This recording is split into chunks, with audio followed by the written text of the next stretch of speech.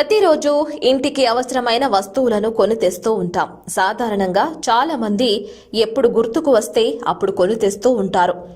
అయితే కొన్ని రోజుల్లో కొన్ని వస్తువులను కొని తేయకూడదు. అలా తేయడం వలన కోరి సమస్యలను కొని తెచ్చుకున్నట్లే. ముఖ్యంగా శనివారం రోజున కొన్ని వస్తువులను అస్సలు కొని ఇంటికి తేయకూడదు. అలా చేస్తే సమస్యలు రావడమే కాకుండా దరిద్రం కూడా చుట్టుకుంటుంది. ఇప్పుడు ఆ వస్తువులను తెలుసుకుంటే సమస్య నుండి బయటపడే అవకాశం ఉంది. ఇప్పుడు వాటి గురించి వివరంగా తెలుసుకుందాం. శనివారం నాడు ఉప్పు కొని ఇంటికి తెస్తే ఆ వ్యక్తి దౌర్భాగ్య స్థితిలో ఉంటాడు. శనివారం నాడు వంకాయ కొంటే దరిద్రం. అదే దానం చేస్తే చాలా మంచిది.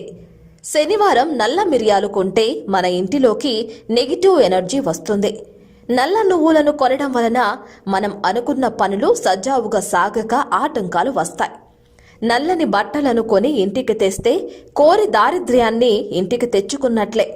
నల్లని చెప్పులు కొని వేసుకుంటే ఆ చెప్పులు వేసుకుని ఏ పని చేసినా జరగదు.